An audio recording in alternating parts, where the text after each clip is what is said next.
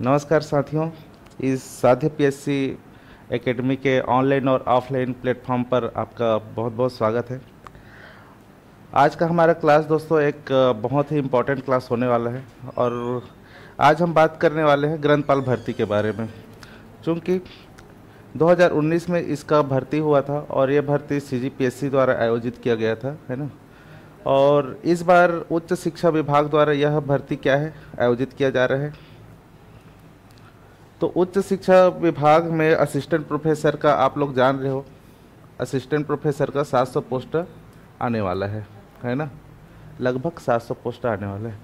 इनमें 50 पोस्ट होने वाला है ग्रंथपाल भर्ती का। ग्रंथपाल का कितना पोस्ट होने वाला है? 50 पोस्ट होने वाला है ना। ग्रंथपाल का 50 पोस्ट होने वाला है। तो आज हम इसी के संबंध में जानेंगे कि इसकी तैयारी कैसे किया जाए, पिछले बार कैसे इसकी कितनी क्राइटेरिया थी, क्या क्या एलिजिबिलिटी था, कितनी इसकी सैलरी होती है, क्या क्या लगता है, उम्र सीमा क्या है। तो आज इन्हीं सब चीज़ों के बारे में बात करेंगे और देखेंगे कि इसका सिलेबस क्या होता है, कैसे हमें क्या पढ़ाई की ज़रूरत पड़ती है। क्योंकि आप सब जान ही रहे हैं ग्रंथपाल भर्ती के लिए दो चीज़ों की आवश्यकता होती है।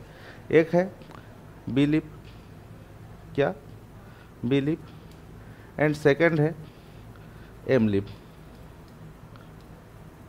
है ना। एंड थर्ड इज नेट और सेट, है ना। खैर आगे इसको देखते हैं, आगे देखते जाएंगे क्या है, कैसा है, क्या है, ठीक है।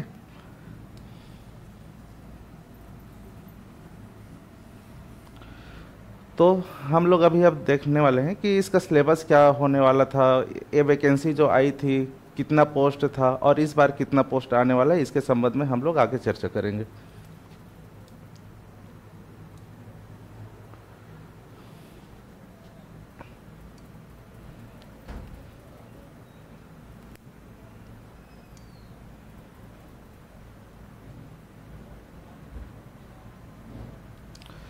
जैसा कि दोस्तों देख रहे हैं आप लोग, ये जो वैकेंसी आई थी ये 2019 का नोटिफिकेशन है। कब का है? 2019 का नोटिफिकेशन है, ठीक है। और 2019 की इस नोटिफिकेशन में हम लोग देख रहे हैं कि दो चीज़ों की भर्ती आई थी। एक था ग्रंथपाल, एक था ग्रंथपाल और दूसरा था क्या? क्रीड़ा अधिकारी। एक था ग्रंथपाल और दूसरा था क्रीड़ा अधिकारी। चूँकि यह भर्ती सीजीपीएससी द्वारा लिया गया था और इसमें पदों की संख्या थी उस समय कितनी थी? टोटल थी 56, ठीक है। टोटल था 56। और इसके अलावा क्या क्या इसका क्राइटेरिया था, कैसे कैसे क्या था, वो देखते हैं।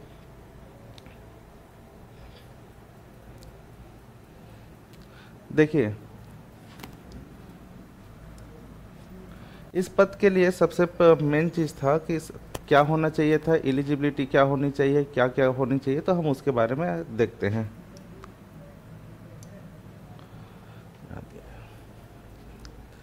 देखिए यहाँ पर दिया हुआ है इस नोटिफिकेशन में, पद का नाम क्या था? ग्रंथपाल, सेवा द्वितीय श्रेणी, ठीक है। अभी जो असिस्टेंट प्रोफेसर का भी जो वैकेंसी आने वाली है, जो पद आने वाली है 700, वो भी कौन सा श्रेणी का होगा जी? द्वितीय श्रेणी का ही होगा, ठीक है। वो भी कौन सी श्रेणी का होगा? सेकंड श्रेणी का ही होगा, द्वितीय श्रेणी का ही होगा, ठीक।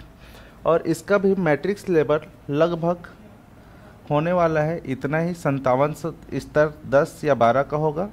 और इसका मैट्रिक्स लेवल जो होगा वो कितना होगा? 56,600 39,100, ठीक है। इस श्रेणी में आएगा। इसकी आवश्यक शैक्षणिक योग्यता क्या है? अगर शैक्षणिक योग्यता के बारे में बात करें, जैसे कि आप लोग को दिख नहीं रहा होगा ठीक से,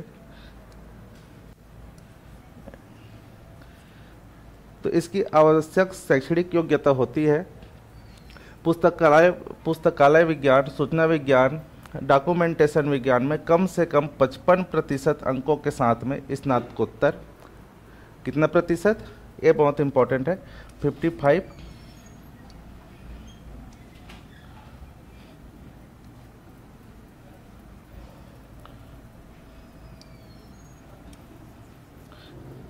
कितना होता है, आप लोग को दिख नहीं रहा होगा, मैं लिख देता हूँ। 55% अंक के साथ में क्या होना चाहिए, स्नातकोत्तर होना चाहिए। ठीक है, क्या होना चाहिए, स्नातकोत्तर। ठीक है, स्नातकोत्तर किसको बोलते हैं, सब आप लोग जान रहे हो, है ना, मतलब मास्टर डिग्री होनी चाहिए, मास्टर डिग्री। ठीक है जी, क्या होनी चाहिए, मास्टर डिग्री होनी चाहिए। मतलब B Lib plus M Lib क्या होना चाहिए, एम लिप होना चाहिए, एम लिप। ठीक है,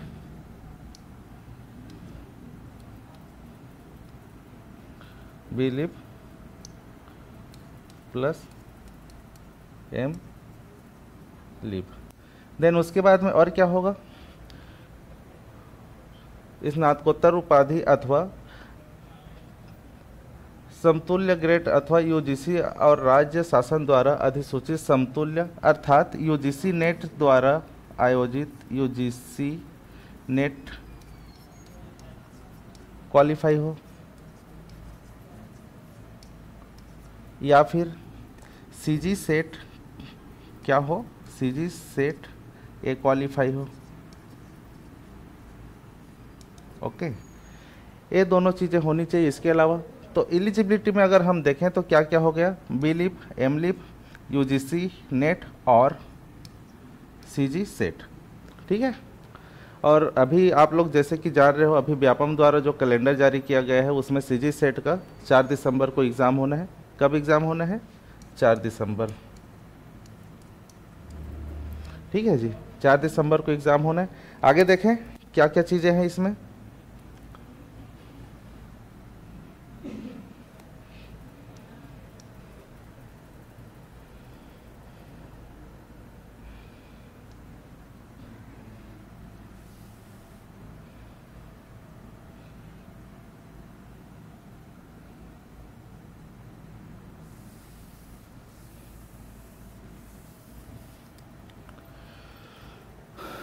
आगे देखते हैं, आवश्यक शैक्षणिक अर्हता के बारे में अगर देखा जाए तो क्या क्या हो गया, बी लिप हो गया,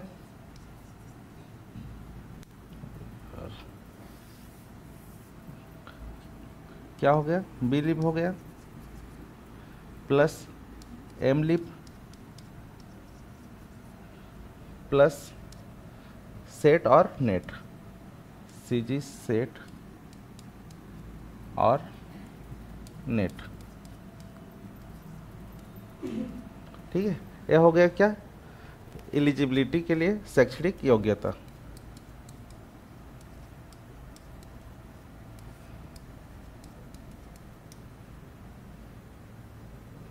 योग्यता, शैक्षणिक योग्यता। ठीक है, आगे देखें, आगे बढ़ते हैं।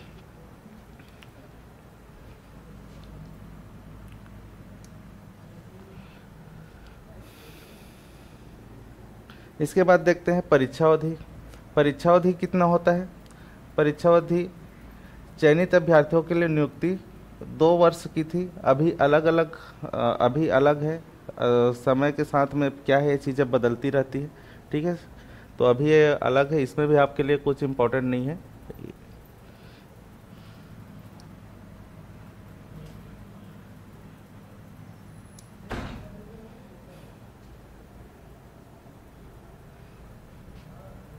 जाति प्रमाण पत्र, ये सब चीज़ें आप लोग जान ही रहे हो, इसमें भी कोई इम्पोर्टेंट नहीं है। नोटिफिकेशन में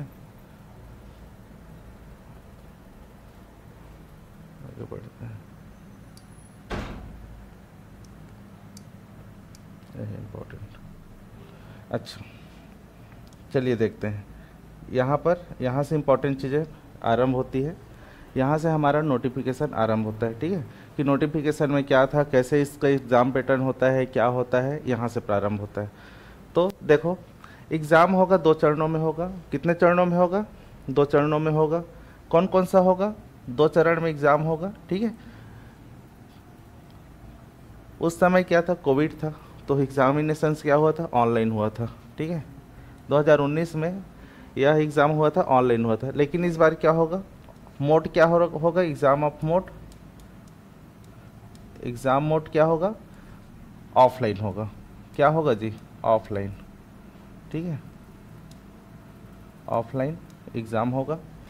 उसके बाद में देखेंगे साक्षात्कार में, और टोटल कितने नंबर का होगा, ऑफलाइन होगा, और कितने नंबर का होगा, 300 नंबर का होगा। ठीक है, टोटल नंबर ऑफ क्वेश्चन कितने होंगे, टोटल नंबर ऑफ क्वेश्चन ये कितना होगा, 150 होगा। कितना होगा, 150। ओके, इसके बाद में अगला चरण जो होगा, यह चरण निकलने के बाद में जो अगला चरण होगा, अगले चरण में आपको इंटरव्यू होगा। इंटरव्यू क्या होगा, साक्षात्कार, साक्षात्कार होगा। साक्षात्कार क्या होगा, 30 नंबर का होगा। तो इस प्रकार से देखा जाए तो टोटल नंबर होता है आपका 330 नंबर का टोटल एग्जामिनेशन प्रोसेस होता है। ठीक है, और इसमें देखेंगे ये हो गया total examination, number of question. Mode कौन सा होगा, इस बार ऑफलाइन होगा। चूंकि पिछले बार क्या था, कोविड था, इसलिए क्या हुआ था, ऑनलाइन हुआ था।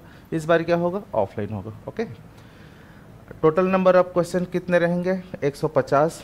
कितने रहेंगे, 150। अब कोई इसमें देखिए 150 जो क्वेश्चन होगा, टोटल क्वेश्चंस, टोटल क्वेश्चन कितना होगा, 150 होगा। इसमें से 150 होगा। इसमें से सामान्य अध्ययन क्या, मतलब सीजी का ही पोर्शन इसमें पूछा जाता है। सामान्य अध्ययन सीजी, सामान्य अध्ययन सीजी छत्तीसगढ़ का होगा।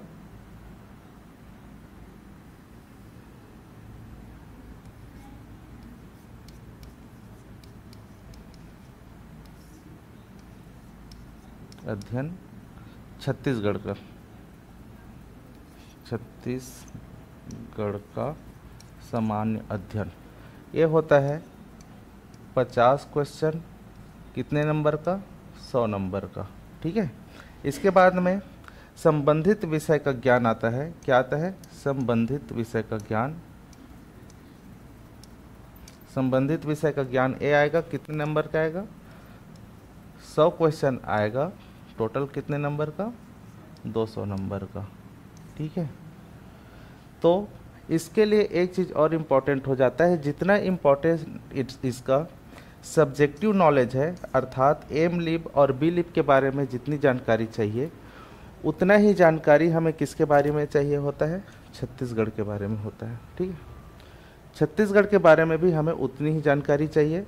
तो इसका अगर हॉलिस्टिक अगर तैयारी की बात की जाए, तो हॉलिस्टिक तैयारी में हमें, जैसे कि हम सीजीपीएससी के बारे में पढ़ते हैं, तो सीजीपीएससी में 50% जो सिलेबस होता है वो छत्तीसगढ़ का होता है।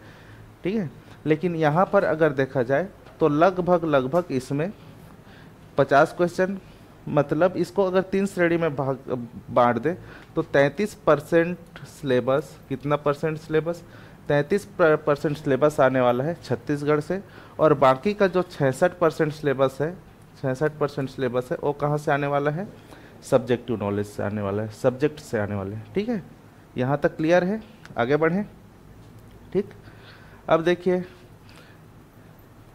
इसे 2 पेपर की तरह देखते हैं। एक पेपर को बोलते हैं छत्तीसगढ़ का सामान्य अध्ययन, और दूसरे पेपर को बोलते हैं संबंधित विषय का ज्ञान। यहाँ पर लिखा है भाग 1 होगा, बड़ा कर देते हैं इसको।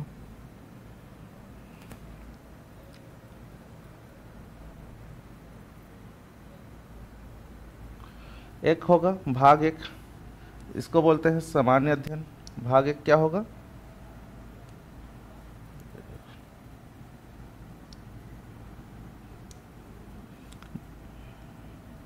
भाग 1 होगा, क्या होगा, सामान्य अध्ययन होगा। अर्थात ये किससे पूछा जाएगा, छत्तीसगढ़ से। सीजी का सिलेबस होगा, कौन सा सिलेबस होगा, सीजी का। उसके बाद में भाग 2 जो होने वाला है, भाग 2 होगा, इसमें जो भी संबंधित विषय है, ठीक है, जिसके बारे में अभी हम चर्चा करेंगे उसके बारे में पूछा जाएगा। ओके, आगे बढ़ें। अब देख लेते हैं इसका सिलेबस क्या होने वाला है।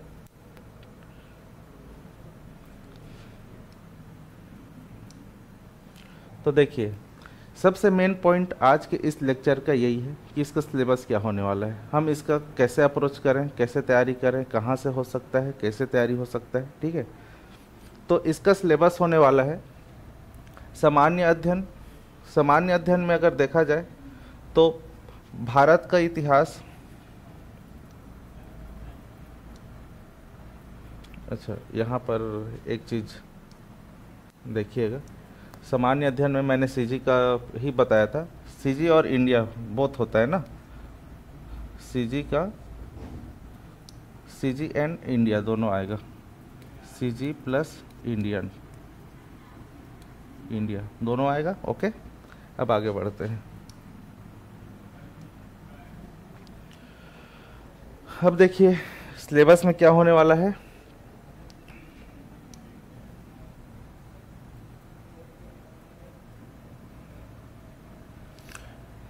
पहला इंडियन वाला जो सेक्शन होता है, इंडियन वाले सेक्शन को अगर देखते हैं हम, इंडियन वाले सेक्शन को अगर देखें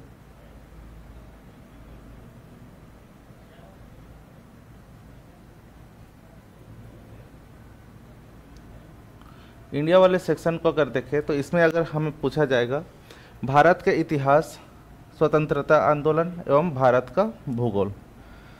उसके बाद में जो सेकंड है उसमें पूछा जाएगा भारत का संविधान और लोक प्रशासन। ठीक है, इसके बाद जो तीसरा पॉइंट हमें दिया गया है जो सिलेबस में आएगा वो आएगा भारत का अर्थव्यवस्था, पर्यावरण और भूगोल। भूगोल का ही पार्ट है, जल, खनिज, वन संसाधन, है ना। जो रिपोर्ट आता है IFSR रिपोर्ट, ठीक है, वन के संबंध में IFSR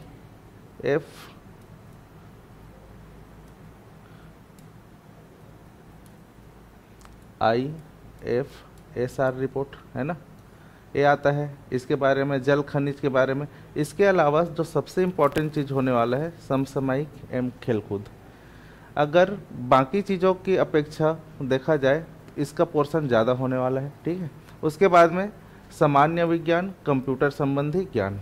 ठीक है, सामान्य विज्ञान में देखें तो क्या क्या आता है, बायो, फिजिक्स प्लस केमिस्ट्री। ठीक है, क्या क्या आएगा, बायो, फिजिक्स, केमिस्ट्री। ठीक, इसके बाद में आएगा कंप्यूटर, क्या आएगा, कंप्यूटर। ठीक है, ये हो गया, ये हो गया भारत का सामान्य ज्ञान। तो सामान्य ज्ञान में, भारत के सामान्य ज्ञान में क्या है, भारत का इतिहास, स्वतंत्रता आंदोलन, भारत का भूगोल।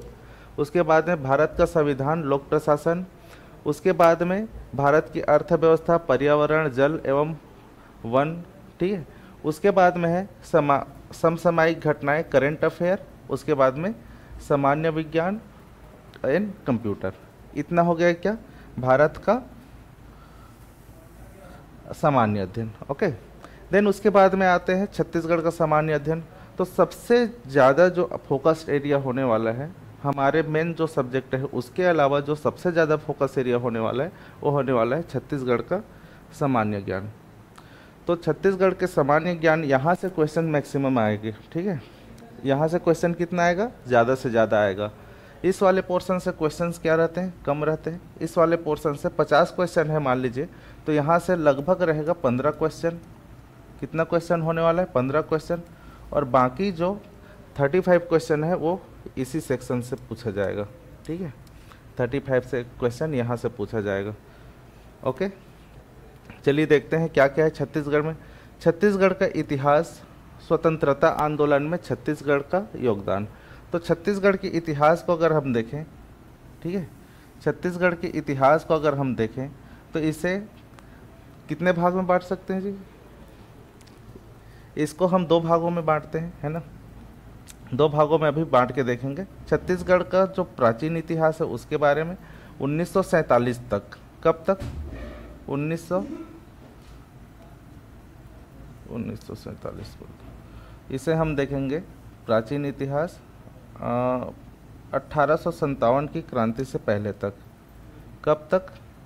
इतिहास को दो भागों में देखेंगे, 1857 की क्रांति से पहले तक, ठीक है, और उसके बाद में 1857 की क्रांति के बाद वाला भाग, 1857 से लेकर 1947 तक।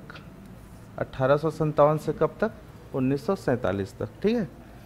इसके बाद में देखेंगे, इसके बाद अगला सिलेबस है छत्तीसगढ़ का भूगोल, जलवायु, भौतिक दशाएं, जनगणना, पुरातात्विक एवं पर्यटन केंद्र, ठीक है। उसके बाद छत्तीसगढ़ का कला एवं संस्कृति का भाग आता है। एक कौन सा भाग हो गया? एक प्योर भूगोल वाला भाग हो गया, ठीक है। ये क्या हो गया? प्योर भूगोल वाला भाग। कौन सा भाग? प्योर भूगोल, ठीक। उसके बाद में अगला आता है छत्तीसगढ़ का साहित्य, संगीत, नृत्य, कला एवं संस्कृति। ये भी बहुत इंपॉर्टेंट होने वाला है दोस्तों। हर पेपर में, चाहे वो पेपर कोई सा भी हो, CGPSC का हो, CG व्यापम का हो, आजकल यहाँ से भर भर के क्वेश्चन पूछा जा रहा है, ठीक है। कैसा क्वेश्चन पूछा जा रहा है? भर भर के। तो इसमें साहित्य, क्या क्या साहित्य है, कितने साहित्य हैं, यहाँ की संगीत कौन सा है, कौन सा सुआ है, क्या है, कर्मा है, ददरिया है, कौन सा गीत है, कौन सा संगीत है, इसके बारे में, नृत्य, कला एवं संस्कृति के बारे में। सबसे हॉट टॉपिक है जो है छत्तीसगढ़ की जनजाति, बोली, तीज त्यौहार, है ना, यहाँ से भी क्वेश्चन पूछा जाएगा छत्तीसगढ़ की। उसके बाद है छत्तीसगढ़ का अर्थव्यवस्था, वन एवं कृषि, ठीक है। छत्तीसगढ़ का मेन अर्थव्यवस्था का जड़ क्या है? कृषि है, इसके बारे में पूछा जाएगा। उसके बाद में छत्तीसगढ़ का प्रशासनिक ढांचा, स्थानीय शासन एवं पंचायती राज। पूरा कहने का मतलब है पंचायती राज। कौन सा? पंचायती राज व्यवस्था, ठीक है। पूरा ये है पंचायती राज, ऑलरेडी यहाँ पे लिखा हुआ है। और यहाँ का प्रशासनिक ढांचा क्या क्या है? प्रशासनिक ढांचे के अंतर्गत जो यहाँ का दो सिस्टम है, एक सामान्य प्रशासन,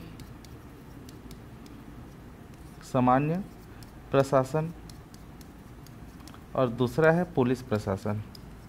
क्या है? पुलिस प्रशासन, ठीक है।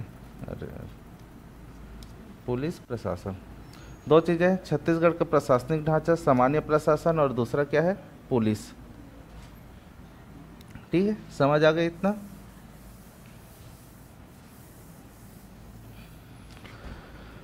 आगे देखते हैं फिर। इसके बाद में प्रशासनिक ढांचा हो गया छत्तीसगढ़ का प्रशासनिक ढांचा, स्थानीय शासन एवं पंचायती राज। छत्तीसगढ़ में मानव संसाधन एवं ऊर्जा संसाधन। मानव संसाधन से मतलब क्या है? मानव संसाधन से मतलब यह है कि छत्तीसगढ़ में जो रोजगार है, ठीक है, रोजगार के कितने अवसर है, क्या क्या अवसर है, यहाँ का इकोनॉमी सर्वे के बारे में कुल मिला के जानना है, इकोनॉमी सर्वे, ठीक है। एवं ऊर्जा संसाधन, ऊर्जा संसाधन के बारे में देखेंगे तो यहाँ पर कौन कौन से क्या है, मिनरल्स है, कौन कौन से उद्योग हैं, कौन कौन से पावर प्लांट्स हैं, उसके बारे में यहाँ पर देखा जाएगा। इसको अलग करके दिया हुआ है, ठीक है।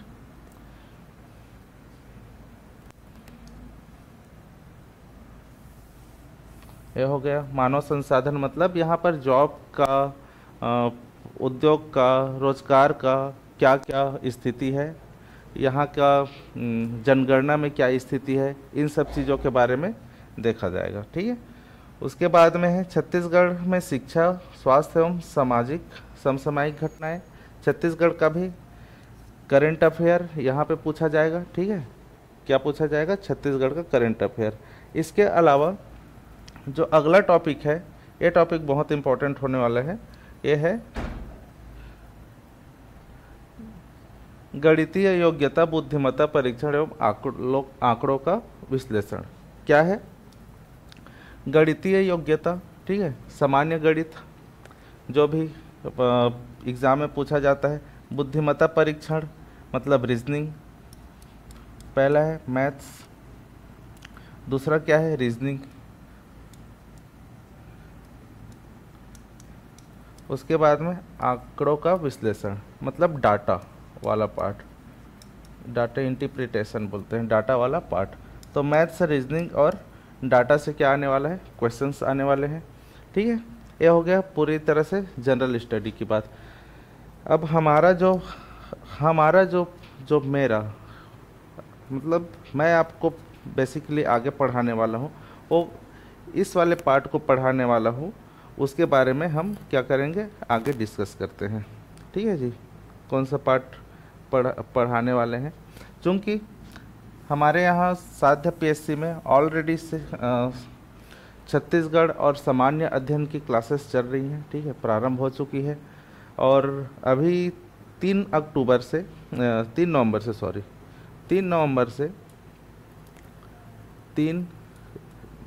से ठीक है, 3 नवंबर से लगातार ग्रंथपाल भर्ती का क्या हो जाएगा, कक्षा प्रारंभ होगा। ठीक है, इसके लिए आज से ही यह बैच रजिस्ट्रेशन इसका प्रारंभ हो चुका है। ठीक है, 3 तारीख से लगातार टाइमिंग के अकॉर्डिंग आपको ऐप में, अगर आप ऑफलाइन आते हैं तो क्लासेस में शनिवार को इसके बारे में नोटिफिकेशन डाल दिया जाएगा। खैर चलिए आगे चर्चा करते हैं हम लोग सिलेबस के बारे में।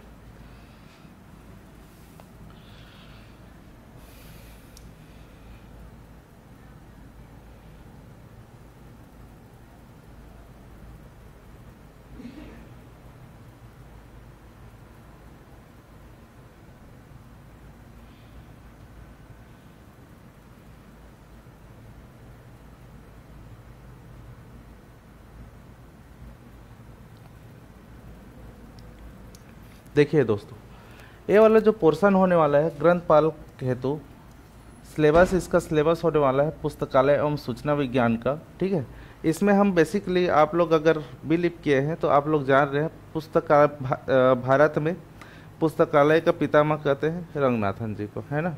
इन्होंने ही भारत में क्या है पुस्तकालय का इंट्रोड्यूस करवाया, पुस्तकालय शिक्षा को बढ़ाया। ठीक है, तो इनके बारे में देखेंगे। रंगनाथन द्वारा प्रतिपादित पुस्तकालय विज्ञान के 5 सूत्र क्या क्या होते हैं आप लोगों ने पढ़ा ही होगा, इसके बारे में डिटेल में देखेंगे। 5 सूत्र, उनका उपयोग शैक्षणिक एवं सामाजिक संस्थान में पुस्तकालय की भूमिका, पुस्तकालय समिति, प्रकार एवं कार्य, पुस्तकालय आंदोलन एवं भारत में पुस्तकालय विज्ञान, पुस्तकालय संघ, व्यावसायिक संगठन, उद्देश्य एवं कार्य, यूनेस्को, इफ्ला, एएलए और आईएलए, इन सब के बारे में क्या करेंगे देखेंगे डिटेल में कि ये होता क्या है, यूनेस्को का क्या काम है ना, इफ्ला का क्या काम है, एएलए का क्या काम है, एएलए अमेरिकन लाइब्रेरी एसोसिएशन, ठीक है, आईसिक का क्या काम है, आईएलए का क्या काम है, Indian library association, ILA Indian library association. ठीक है, इनका क्या क्या योगदान है, क्या क्या काम है, भारत में पुस्तकालय आंदोलन को इन्होंने कैसे प्रोत्साहित किया है, इसके बारे में क्या करेंगे देखेंगे। ठीक है, तो ये होने वाला है हमारा पहला चैप्टर। ठीक है, ये होने वाला है हमारा पहला चैप्टर। उसके बाद में दूसरा चैप्टर जो होगा वो होगा यहाँ से सूचना विज्ञान और सूचना एवं समाज। एमलिप में आप जाएंगे तो एक अलग ही सब्जेक्ट पढ़ता है सूचना एवं समाज। ठीक है, तो उन्हीं सिलेबस को यहाँ पे रखा गया है। सूचना क्या है, व्हाट इज इंफॉर्मेशन। ठीक है, सूचना का विज्ञान क्या है, कैसे इसमें सिद्धांत इसका और प्रोसीजर क्या है, सिद्धांत क्या है, इसको पढ़ेंगे सूचना विज्ञान में। सूचना और समाज कैसे जुड़ा हुआ है एक दूसरे से, इंफॉर्मेशन सोसाइटी। ठीक है, दोनों में संबंध, इसके परिभाषा, क्षेत्र, उद्देश्य, है ना, विकास, सूचना संसाधन, संचार के माध्यम एवं अवधारणाएं, नियोजन, सूचना की भूमिका, प्रबंधन। ठीक है, आर्थिक विकास, टेक्नोलॉजी ट्रांसफर, सूचना तकनीकी, बौद्धिक संपदा अधिकार, क्या होता है बौद्धिक संपदा अधिकार, ये देखेंगे। ठीक है, इसके अलावा कॉपीराइट एक्ट क्या होता है, सेंसरशिप एक्ट क्या होता है, मीडिया क्या होता है, मीडिया, प्रिंट मीडिया 2 प्रकार की होती है, एक होता है प्रिंट मीडिया, ठीक है, प्रिंट, और एक होता है क्या, प्रिंट मीडिया, और एक होता है नॉन प्रिंट मीडिया, मतलब ऑनलाइन आजकल जो चल रहे हैं, ऑनलाइन टीवी, ये सब क्या होता है, नॉन प्रिंटिंग मीडिया होता है, ठीक है। तो इन सब चीज़ों के बारे में देखेंगे। इसके बाद में सूचना खोज व्यवहार और सूचना उत्पादन, प्रकृति का अवधारणा, प्रकार, विकास एवं विपणन, सूचना का अर्थशास्त्र, सूचना का अर्थशास्त्र, ठीक है, ये वाला टॉपिक। सूचना का अर्थशास्त्र कि सूचना कैसे हमारे लिए उपयोगी है, सूचना से हम कैसे पैसे के संबंध में, अर्थ के बारे में हम जानकारी रखते हैं, ठीक है। सूचना प्रबंधन, ज्ञान प्रबंधन, बेसिकली यहाँ पर क्या आएगा, मैनेजमेंट आएगा,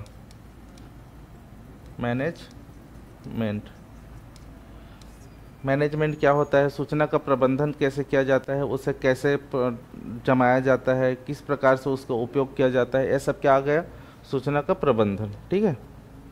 आगे देखते हैं।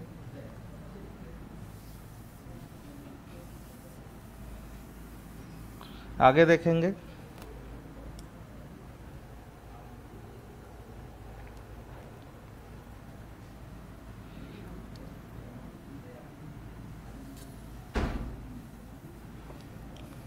आगे देखते हैं सूचना का स्रोत।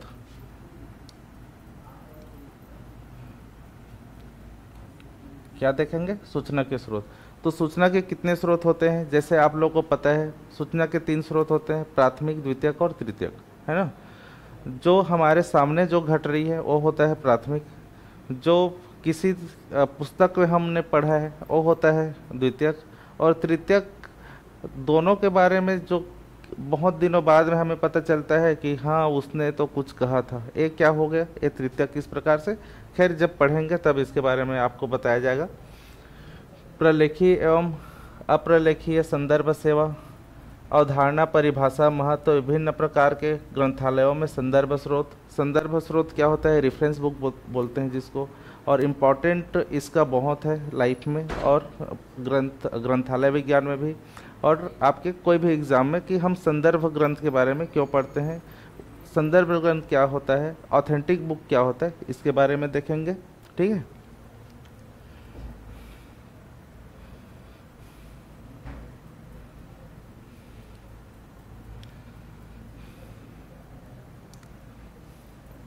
ठीक, ग्रंथालय में संदर्भ स्रोत के प्रकार, प्रकृति, क्षेत्र, उद्देश्य, महत्व एवं आवश्यकता, उदाहरण सहित मूल्यांकन, ठीक है, ये क्या होता है। इसके बाद में इंसाइक्लोपीडिया क्या होता है, डिक्शनरी क्या होता है, वार्षिकी एवं पंचांग क्या होता है, निर्देशिका क्या होता है, सामयिक संदर्भ स्रोत, भौगोलिक एवं जीवन चरित्र स्रोत, ठीक है। इसके बाद में आ जाता है, ये हो गया क्या, तीसरा हो गया था, ये हो गया चौथा, ठीक है। ग्रंथपरक सेवाएं क्या होती है, ग्रंथपरक सेवाएं, अनुक्रम णीकरण क्या होता है, सारकरण क्या होता है, कैसे हम सारकरण मतलब समरी निकालना, कैसे हम किसी भी बहुत बड़ा जो अखबार है उसका अगर छोटा सा क्या निकाला जाए, समरी निकाला जाए, उसको क्या बोलेंगे, सारकरण बोलेंगे। ये सब किसका काम है, लाइब्रेरियन का काम है, ओके।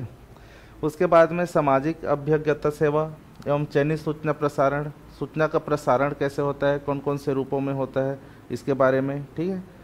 किस किस प्रकार से सूचना को क्या किया जाता है, कैरी किया जाता है, बढ़ाया जाता है, ट्रांसफ़र किया जाता है, एक दूसरे तक फैलाया जाता है, ठीक है, और उसकी उपयोगिता क्या है, इसके बारे में। उसके बाद में प्रतिलिपिकरण सेवा, अनुवाद सेवा, डाटा, कैसे हम प्रतिलिपिकरण, इसके भी बहुत भारत में क्या है, इसके भी नियम है प्रतिलिपिकरण के।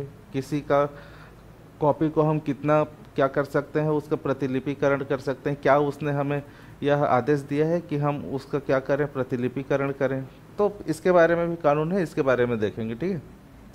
ग्रंथपरक एवं मूल्यांकन, ई प्रलेख, ई बुक, जर्नल्स क्या होता है, ई बुक क्या होता है, आजकल मार्केट में बहुत चल रहा है ना। इसके बाद में अगला है, 5वां है ज्ञान सूचना संगठन, विषयों का निर्माण, कैसे विषयों का सबसे मेन टॉपिक यही है अगर लाइब्रेरी साइंस का बोला जाए, सूचना क्या होता है, ज्ञान क्या है, ठीक है। ज्ञान के बारे में देखना है कि ज्ञान का बंटवारा कैसे किया जाता है, ज्ञान को कितने भागों में रूपों में बांटा गया है, ठीक है। तो इसके बारे में देखेंगे, इसका संगठन क्या होता है, विषयों का निर्माण क्या होता है, कैसे विषय बनते हैं, जैसे साइंस बना है तो कैसे साइंस बना है, साइंस दूसरे से कितना अलग है, किस प्रकार अलग है, इन सब चीज़ों के बारे में देखते हैं। विकास, पुस्तकालय वर्गीकरण, उप सूत्र, सिद्धांत, पुस्तकालय वर्गीकरण प्रणाली, दशमलव। इसमें हम देखेंगे तीन प्रकार की प्रणाली होती है, डीडीसी, यूडीसी और सीसी। ठीक है, डीडीसी को बोलते हैं डेविड डेसिमल क्लासिफिकेशन, यूडीसी को बोलते हैं यूनिवर्सल डेसिमल क्लासिफिकेशन और सीसी को बोलते हैं कॉलन क्लासिफिकेशन। ठीक है, जब पढ़ेंगे तो इसके बारे में डिटेल में अपन को देखना है। उसके बाद में देखेंगे पुस्तकालय प्रसूचीकरण। प्रसूचीकरण को बोलते हैं कैटलॉगिंग। मतलब कैटलॉगिंग का अर्थ है कि हमने कौन सा पुस्तक कहाँ पर रखा हुआ है। कैसे पता चलेगा, जब तक हमारे पास में कैटलॉगिंग नहीं रहेगा। लाइब्रेरी बहुत बड़ी होती है तो लाइब्रेरी में कैटलॉगिंग बहुत ज़रूरी होता है। तो इसके बारे में, कैटलॉगिंग के बारे में देखेंगे, प्रसूचीकरण के बारे में देखेंगे, इसका सूत्र देखेंगे। ठीक है, उसके बाद में देखेंगे क्या, उसके बाद में देखेंगे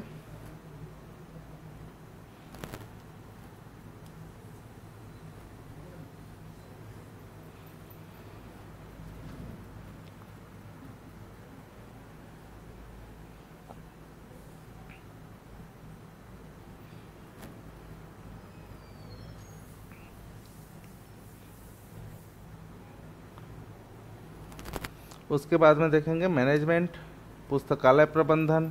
ठीक है, पुस्तकालय प्रबंधन क्या होता है, पूरा इसमें हम देखेंगे, पूरी तरह से मैनेजमेंट पढ़ेंगे। क्या पढ़ेंगे, मैनेजमेंट। पूरी तरह से क्या पढ़ा जाएगा, यहाँ पे मैनेजमेंट पढ़ा जाएगा। मैनेजमेंट कैसे होता है, मैनेजमेंट का सब कुछ है, प्रबंधन, सिद्धांत, कार्य, पूरी तरह से। मतलब एक लाइब्रेरी में क्या होनी चाहिए, कौन से फर्नीचर्स होने चाहिए, कौन से कुर्सी होने चाहिए, कितने क्रमांक को होना चाहिए, आईएस कोड क्या होगा उसका। ठीक है, कौन से आईएस कोड के तहत क्या होता है, लाइब्रेरी का फर्नीचर बनता है, लाइब्रेरी की बिल्डिंग कैसे बनती है, कौन से कोने में पुस्तक रखा जाता है, इन सब चीज़ों के बारे में प्रबंधन में क्या देखेंगे, पूरी तरह से इसके बारे में देखेंगे। ठीक,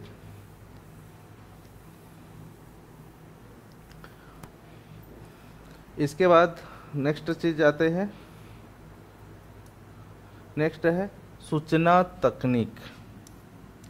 ये भी बहुत इम्पोर्टेंट होने वाला है कि सूचना तकनीक क्या क्या होता है। आजकल का युग क्या है, सूचना समाज का युग है। फेसबुक है ना, फेसबुक है, व्हाट्सएप है, टेलीग्राम है, बहुत प्रकार के क्या है, सोशल मीडिया है। ठीक है, तो अब पहले के ज़माने में नहीं होता था तो पत्र पत्रिकाएँ होती थी, है ना। लेकिन अभी के ज़माने में सूचना का क्या है, बहुत फास्ट हो गया है, तुरंत सूचना एक दूसरे तक पहुंच जाती है। तो उसी के बारे में देखेंगे, सूचना तकनीक, सूचना समाज, सूचना तकनीक का प्रभाव, computer, hardware, software, storage device, input output device, telecommunication, ये क्या होता है, ट्रांसमिशन मीडिया, स्विचिंग प्रणाली, ब्रॉडबैंड क्या होता है, बैंडविड्थ क्या होता है, मल्टीप्लेक्सिंग क्या होता है, मॉड्यूलेशन प्रोटोकॉल। ठीक है, इन सब चीज़ों के बारे में देखेंगे। मतलब कुल मिला के अगर देखा जाए तो यहाँ पर हमें क्या पढ़ना है, कंप्यूटर। क्या पढ़ना है, कंप्यूटर के बारे में पढ़ना है। ठीक, देन उसके बाद में देखते हैं अगला,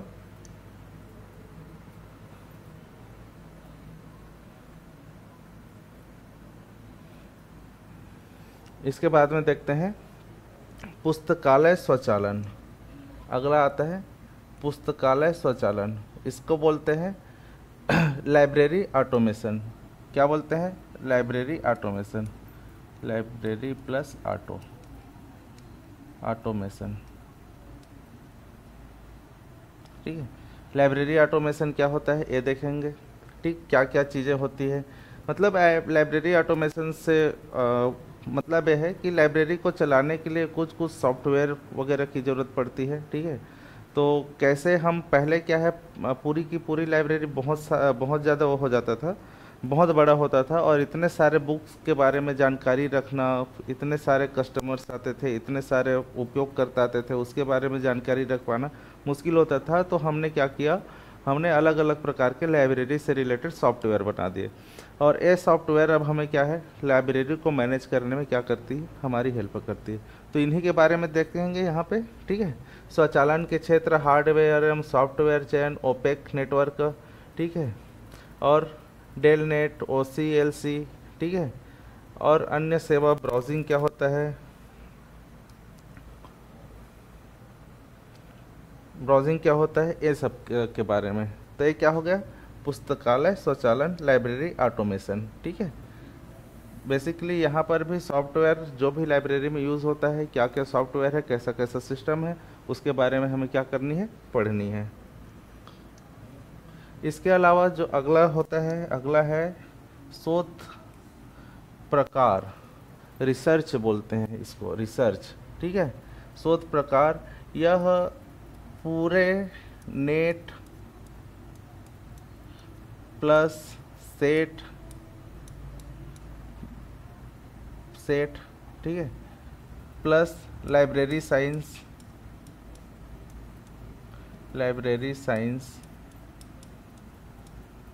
सब्जेक्ट की नेट और सेट खास तौर पर इन दोनों सब्जेक्ट का क्या है, जान है, क्या है, जान है।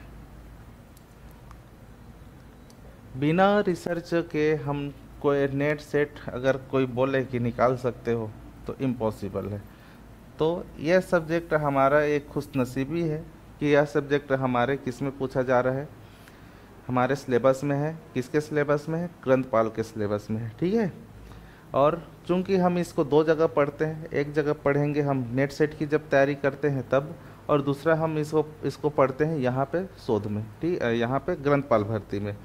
तो यहाँ से क्या क्या होगा, देखो, शोध के प्रकार, सैद्धांतिक, व्यवहारिक एवं अंतर विषयी शोध, प्रारूप, शोध रिपोर्ट क्या होता है, रिसर्च रिपोर्ट क्या होता है, लेखन प्रविधि क्या होता है, पुस्तकालय एवं सूचना विज्ञान में शोध प्रविधि क्या होता है, बिब्लियोग्राफी क्या है, ठीक है, इन्फॉर्मेटिक्स क्या है, ये सब क्या है, और इसका क्षेत्र क्या है, इन सब चीज़ों के बारे में देखेंगे।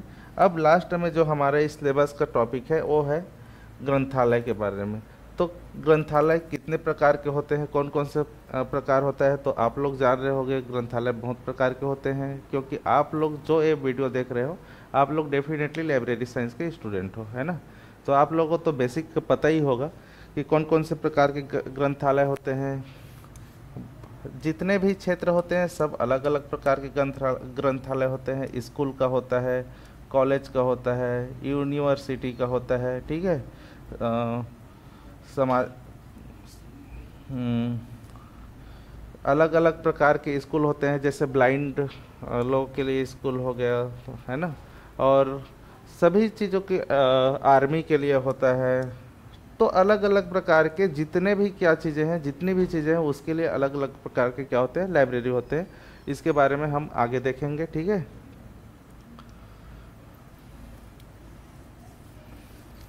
लाइब्रेरी के प्रकार देखो, यहाँ पे क्या है, राष्ट्रीय लाइब्रेरी, सार्वजनिक लाइब्रेरी, शैक्षिक लाइब्रेरी, विशेष ग्रंथालय, जैसे मैंने बताया कि ब्लाइंड लाइब्रेरी होता है, ठीक है, ब्लाइंड लोग के लिए होता है एक्चुअली।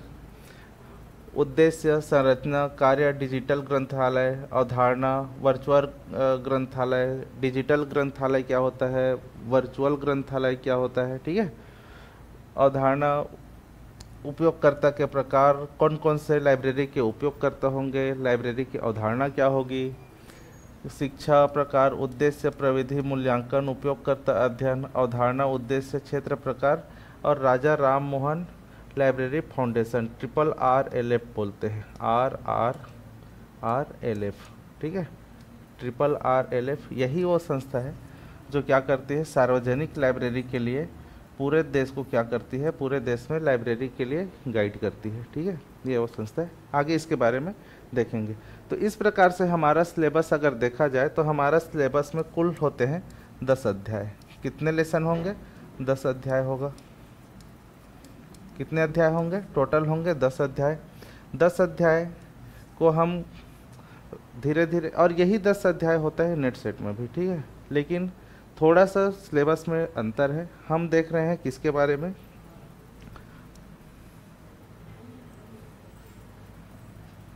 हम देख रहे हैं यहाँ पे ग्रंथपाल भर्ती के बारे में। और ग्रंथपाल भर्ती में टोटल अगर देखा जाए तो अभी छत्तीसगढ़ में आने वाली है, कुल पोस्ट आने वाला है ग्रंथपाल का 50 पोस्ट आने वाला है। कितने पोस्ट आने वाले हैं जी? 50 पोस्ट आने वाला है। किसका? ग्रंथपाल का। ग्रंथपाल का कितना पोस्ट आने वाला है? 50 पोस्ट आने वाला है। असिस्टेंट प्रोफेसर का टोटल पोस्ट आने वाला है 700 पोस्ट। इनमें से 50 पोस्ट किसका होगा? ग्रंथपाल का होगा। और ग्रंथपाल बनने के लिए सबसे ज़रूरी है कि हमारी तैयारी कैसी होनी चाहिए? पूरी होनी चाहिए। और ये हम सोचकर नहीं चल सकते कि हम कब हमारा यह पोस्ट आएगा तो कब हम इसकी तैयारी करेंगे। कोई भी तैयारी होती है बेटा, वो कब और शुरू से ही उस तैयारी करनी पड़ती है। और कोई भी तैयारी करने में कम से कम लग जाता है 1 साल। कितना? 1 ईयर। इस खैर हो सके तो हमारा यह भर्ती जल्दी आने वाला है, ठीक है। तो कब आएगा ये तो अभी तक 100% कन्फर्म नहीं है, बट बहुत जल्दी ये वैकेंसी क्या है आने वाली है। और कितना पोस्ट आने वाला है? 50 पोस्ट आने वाला है, ठीक है। जैसे मैंने नोटिफिकेशन में पहले ही दिखाया था कि इसकी सैलरी क्या होने वाली है, सैलरी के बारे में दिखाया था। हाँ यही है ना, ठीक है जी।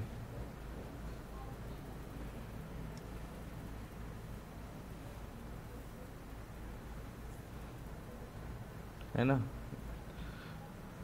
देखिए देखेंगे, बहुत ही हैंडसम सैलरी देने वाला जॉब है ये।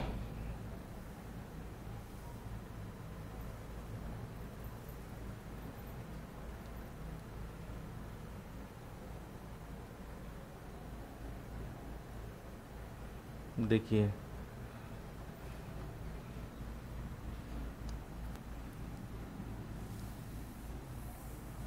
बहुत ही हैंडसम सैलरी देने वाला जॉब है। देखिए इसका सेवा श्रेणी द्वितीय श्रेणी के अधिकारी होते हैं 15,600 से 39,100, AGP 6,000, ठीक है। और उसके बाद में होता है 57,700, अकादमिक स्तर कितना है? 10।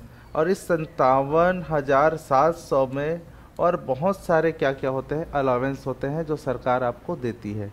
तो एक तरह से अगर बोला जाए तो पहली बार अगर आपकी सैलरी बनेगी तो पहली बार में कम से कम 65 से 70 के, ठीक है, 65 से 70 के आसपास, या अगर यूँ बोल दिया जाए, चलिए इसको इस तरह से ले लेते हैं, 65 छोड़िए,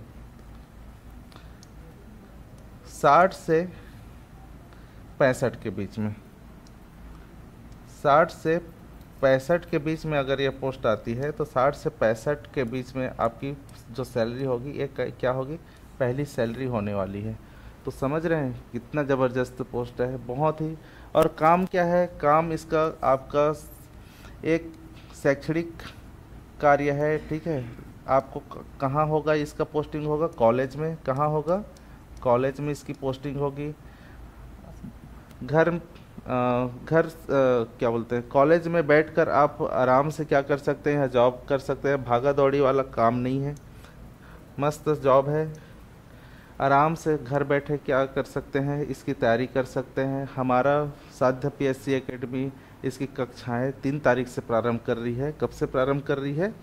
3 तारीख से प्रारंभ कर रही है, ठीक है। यहाँ पे शायद कहीं लिखा नहीं है, हाँ कहीं लिखा नहीं है हालांकि इसमें, लेकिन साध्य PSC एकेडमी 3 नवंबर, ठीक है, 3 नवंबर 2025 से क्या कर रही है? इसकी क्लासेस, रेगुलर क्लासेस स्टार्ट कर रही है। और इसको पढ़ाऊंगा मैं, अर्थात राजीव खूटे मेरा नाम है। मैंने 3 बार 3 times net, JRF, AP assistant professor का एग्ज़ाम क्या है? क्रैक किया है यूजीसी नेट का, ठीक है, यूजीसी नेट का। इसके अलावा सीजी सेट क्लियर है, सीजी सेट मैंने क्लियर किया है, ठीक है। इसके अलावा केवीएस जो एग्ज़ाम हुआ था उसमें कुछ नंबरों से रह गया, उस खैर छोड़िए, वो उस तैयारी का दौर था। तो एक तरह से बोला जाए, इसको पढ़ाने वाला हूँ मैं, और मेरा क्वालिफिकेशन है, मैं बिलीव पे इंजीनियरिंग है मेरा सिविल में, ठीक है, सिविल इंजीनियरिंग में। उसके बाद में बिलीव, उसके बाद में एम लीव, देन उसके बाद में नेट प्लस सेट क्वालिफाई है, और ये सब्जेक्ट लेने वाला हूँ मैं, ठीक है। असिस्टेंट प्रोफेसर की मिल के तैयारी करेंगे, बहुत अच्छे से करेंगे, और आशा और विश्वास है कि आप लोग इसमें ज़रूर सफल होंगे, ठीक है। और तो आज का क्लासेस यहीं ख़त्म करते हैं, और हमारा साध्य पीएससी एकेडमी, ठीक है, साध्य पीएससी एकेडमी 3 तारीख से इसका क्या करेगा, रेगुलर क्लासेस स्टार्ट करेगा, और आप सबका स्वागत है। जितने भी हमारे छत्तीसगढ़ के बच्चे हैं जो लाइब्रेरी साइंस में स्नातक हैं, स्नातकोत्तर हैं, और जो चाहते हैं कि जीवन में बहुत आगे बढ़ें और अच्छे से आगे बढ़ें, सही दिशा में आगे बढ़ें, तो आइए जुड़िए हमसे, ठीक है, और तैयारी कीजिए अपने सपनों को पाने का। और सपना इतना शानदार है जिसमें फर्स्ट सैलरी आपकी होने वाली है, जैसे मैंने बताया था, 60,000 से 70,000 के बीच में, और एक जगह बैठे बैठे वाला जॉब है, ज़बरदस्त जॉब है, ठीक है, सम्मान वाला जॉब है। हर शिक्षा का जो भी जॉब होता है, शिक्षा क्षेत्र का जॉब होता है, वो क्या होता है, सम्मान की बात होती है, सम्मान का जॉब होता है। और यह उच्च शिक्षा में आने वाला है यह जॉब, ठीक है। उच्च शिक्षा मतलब कॉलेज, कौन से लेवल में, कॉलेज लेवल में यह एग्ज़ाम आने वाला है, यह भर्ती आने वाली है। तो इसकी तैयारी आज से ही और अभी से ही क्या करते हैं, शुरू करते हैं। चलिए ठीक है, और किसी भी प्रकार की जानकारी चाहिए हो तो नीचे कमेंट करिएगा, ठीक है। आप हमें यहाँ ऑनलाइन यहाँ का जो एप्लीकेशन है उस पर संपर्क कर सकते हैं। किसी भी प्रकार की जानकारी के लिए यहाँ के हेल्पलाइन नंबर में भी आप लोग कॉल कर सकते हैं, और नीचे आप कमेंट कर सकते हैं, ठीक है। धन्यवाद, थैंक यू।